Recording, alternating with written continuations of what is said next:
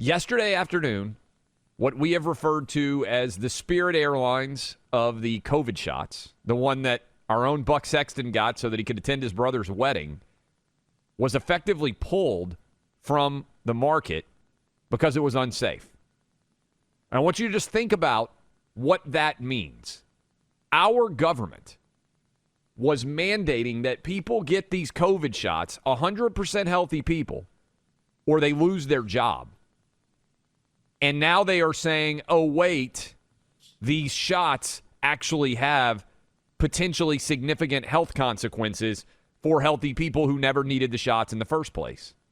And all of this combines with the fact that our government told us 2 COVID shots would solve everything and keep us from getting and spreading the virus, Buck. They told us it wasn't safe for our kids to go to school in person, even though it was. They told us that we all had to wear masks to stop the spread of COVID, even though masks didn't work, including, by the way, 2-year-olds. All of that was wrong.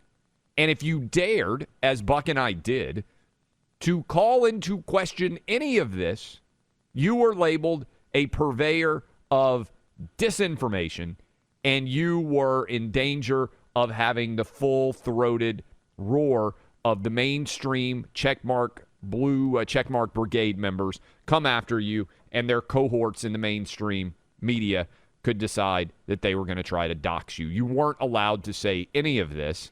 And our friend Rand Paul, senator from Kentucky, pointed out something that is quite true, and we've been saying on this program for some time. Even as they are creating a ministry of truth, the biggest purveyors of disinformation in this country over the past several years has actually been your federal government, particularly in this COVID era. Listen to Senator Rand Paul make the case. We can't even agree what disinformation is. You can't even agree that it was disinformation, that the Russians fed information to the Steele dossier. If you can't agree to that, how are we ever going to come to an agreement on what is disinformation so you can police it on social media? I think you've got no idea what disinformation is, and I don't think the government's capable of it. Do you know who the greatest propagator of disinformation in the history of the world is? The U.S. government. Are you familiar with McNamara, the Pentagon Papers? Are you familiar with George W. Bush and the weapons of mass destruction? Are you familiar with Iran-Contra? I mean, think of all the debates and disputes we've had over the last 50 years in our country. We work them out by debating them. We don't work them out by the government being the arbiter. I don't want you guardrails. I want you to have nothing to do with speech. You think we can't determine speech by traffickers is disinformation? You think the American people are so stupid they need you to tell them what the truth is? You can't even admit what the truth is with the Steele dossier. I don't trust government to figure out what the truth is. Government is largely disseminating disinformation. And yet here we are being told, Clay, that there should be a disinformation governance board within the Department of Homeland Security, that we shouldn't all think that that's something to be really concerned about. That the left will sit around and claim that there's a constitutional right, as we know, to abortion that will be infringed upon when there no longer is a constitutional right if the Supreme Court decision comes down. But free speech rights, they don't actually believe in. There is a First Amendment. It is quite clear.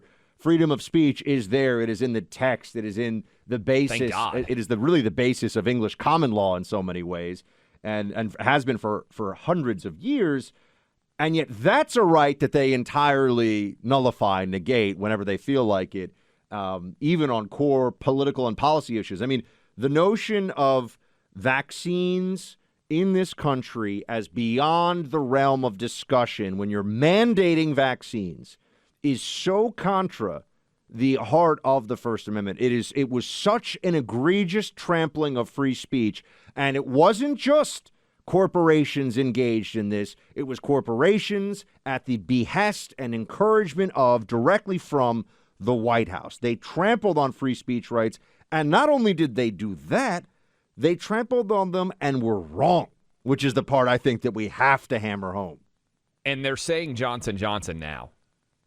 Buck, what's going to come out in the future about the Moderna and the Pfizer vaccines?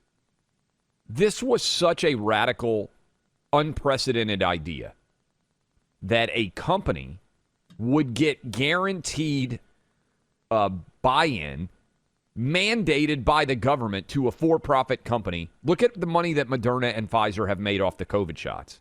And now they're suddenly circling back around and saying, well, that Johnson & Johnson, these negative side effects, which they claimed didn't exist and you weren't able to discuss for a long time, they're real, and we don't recommend people getting the Johnson & Johnson shot. Well, how many millions of people, a lot of them listening to us right now, were compelled to get that Johnson & Johnson shot in order to be able to keep their jobs? And now they're saying you shouldn't have done that. The health benefits don't weigh in your favor. Buck, you were mandated in order to go to your brother's wedding. You went and got the Johnson & Johnson shot. It's something that you would have never chosen to do otherwise, but for governmental action mandated on you to be able to go to that wedding. It was worse than that. In the city of New York, you had to get the shot to go into your job. Yeah. If you were working in an office building of any kind, you're not allowed. No office building in the city would let you in without proof of vaccination for months and months at a time. So if you were going to be a New York City resident and still do your job, and you know, unless you were at a company that was going to make special accommodations for you to work from home or whatever, you had to get the shot or else. It was get this shot or else. Now the federal government is finally admitting officially it was get this shot that didn't last for more than a couple of months anyway. You probably didn't need, and actually did put you at risk for thrombocytopenia syndrome, thrombosis with thrombocytopenia, a blood clot that can kill you. Yeah. Did actually put you at risk for that. The government said, you must get this or else. And the social media giant said, how dare you bring this up? We will. I got dinged. I got shut down. I got suspended. I had to fight with them on Twitter, on Facebook, for exactly these kinds of discussions. Our friend Alex Berenson got booted off of Twitter forever for saying that the vaccines don't work that well and actually have more side effects than they want to be honest about. You don't have to, all this stuff about, oh, you're not a doctor. First of all, the doctors, the medical community that was a part of all this stuff, failed us, let us down. I'm sorry. There was a systematic cowardice of the public health experts who pushed this stuff. They would not speak the truth to people. Even the Surgeon General now, you see this Surgeon General Clay is saying, yeah, we probably should have had a more honest discussion about COVID and the risks and everything else. Now they're saying this? Now that it's all over, basically? Not only this, Buck, we gave these drug companies immunity from lawsuit. And I don't think a lot of people are even talking about this. But we now know that there were severe consequences for people who were otherwise healthy that got the Johnson & Johnson shot. And I'm concerned that the more stories are going to continue to come out about the Moderna and the Pfizer shots. And you can't even sue. People say, well, why does that matter? Well, oftentimes, Buck, lawsuits against drug companies are how we become aware of what they knew, when they knew it, and the overall risk parameters, because these drug companies often try to cover up any sort of negative influences that come from their drugs. And I'm not talking just about the COVID shots. I'm talking about the entire history of the drug industry in America. Look at how many class action lawsuits have ultimately been brought against companies, and the government gave them immunity from being sued. They guaranteed them billions of dollars in profits. They mandated that many of us had to get these shots in order to be able to keep our jobs or to go to school or to go to events.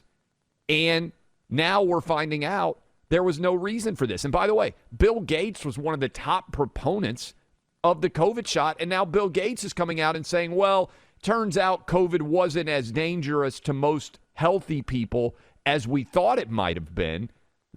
Did he never look at the data? Here he is. We've been talking about this for years, Buck. This is pretty easy data to look at, but here's our buddy Bill Gates. Walking pregnant man emoji. Here he is. It wasn't until early Listen February when I was in a meeting that experts at the foundation said, there's no way, there's been too much travel without diagnosis for us to contain this.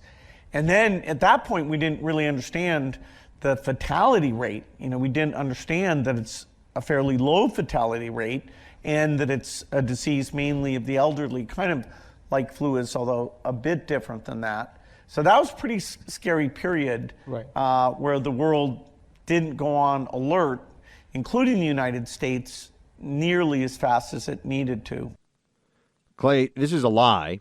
And it's a lie that's obvious for so many reasons. One is that we can go back in our own respective shows, tweets. You and I knew. I'm Yeah. not formerly the richest man in the world. You know, what I'm I not mean? an I mean, epidemiologist either, Buck. you know, and somehow we knew. I might upgrade my electric scooter at some point to an actual automobile, but you know, because things go well.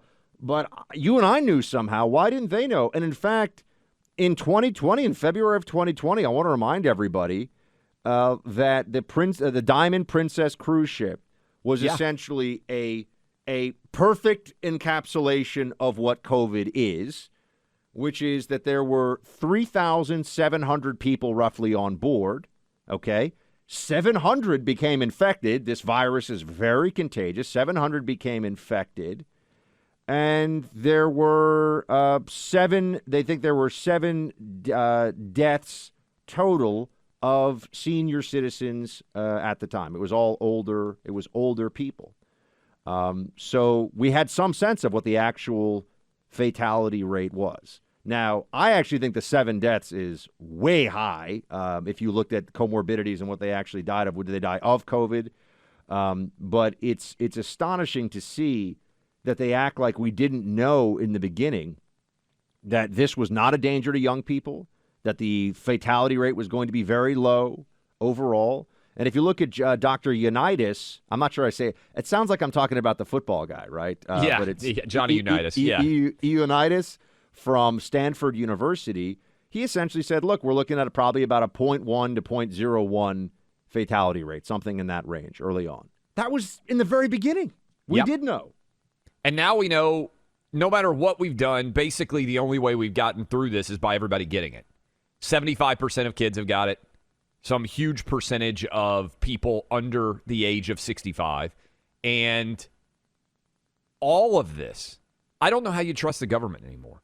And I do think, Buck, unfortunately, that there will be more acknowledgement of Moderna and Pfizer-related issues, too.